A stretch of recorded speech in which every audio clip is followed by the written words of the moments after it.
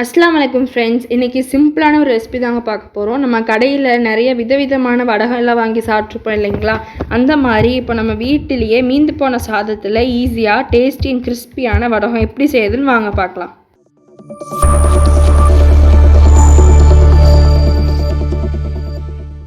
இங்கே பாருங்கள், இப்போ எனக்கு ஒரு பவுல் அளவு சாப்பாடு மீதமாக இருக்குது. இப்போ இந்த சாப்பாடை மிக்சியில் சேர்த்து நல்லா ஒரு பேஸ்ட்டு மாதிரி அரைச்சி எடுத்துக்கோங்க. இப்போ ஒரு பிளேட்டில் இந்த மாதிரி ஒயிட் கிளாத் போட்டு வச்சுட்டு நம்ம சாதத்தை வந்துட்டு புளிய ஸ்டார்ட் பண்ணிடலாம். இப்போ சாதம் புளியறதுக்கு நான் முறுக்கு வளர்க்கல. இந்த 3 ஸ்டார் இருக்கிற மாதிரி ஒரு தட்டு இருக்கும் இல்லைங்களா, அந்த 3 ஸ்டார் தட்டு தான் சேர்த்துருக்கேன். இப்போ பாருங்கள், நான் எடுத்த சாதத்தை எல்லாத்தையுமே இந்த மாதிரி நல்லா புளிஞ்சு விட்டு எடுத்துட்டேன். இப்போ நம்ம எல்லா சாதத்தையும் புளிஞ்சு விட்டதுக்கப்புறமா வெயிலில் 2 நாள் காய வச்சு எடுத்துக்கோங்க.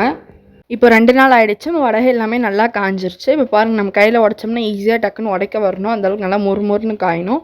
இப்போ இந்த வடகத்தை வாங்க நம்ம எண்ணெயில் பொரிச்சு பார்த்துடலாம். பாருங்கள், இப்போ ஸ்டவ் ஆன் பண்ணி கடாய் வச்சுருக்கேன்.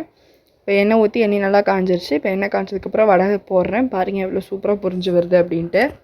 அவ்வளோதாங்க, நம்ம மீந்து போன சாதத்தில் சூப்பராக வடகை ரெடி பண்ணிட்டோம். இதை நீங்கள் செஞ்சு பார்த்துட்டு எப்படி இருந்துச்சுன்னு கமெண்ட்டில் சொல்லுங்கள். இந்த வீடியோ உங்களுக்கு பிடிச்சிருந்தா லைக் பண்ணுங்கள், ஷேர் பண்ணுங்கள். நம்ம வீடியோ ஃபர்ஸ்ட் டைம் பார்க்குறீங்கன்னா சப்ஸ்கிரைப் பண்ணிக்கோங்க. தேங்க்ஸ் ஃபார் வாட்சிங். அஸ்ஸலாமு அலைக்கும்.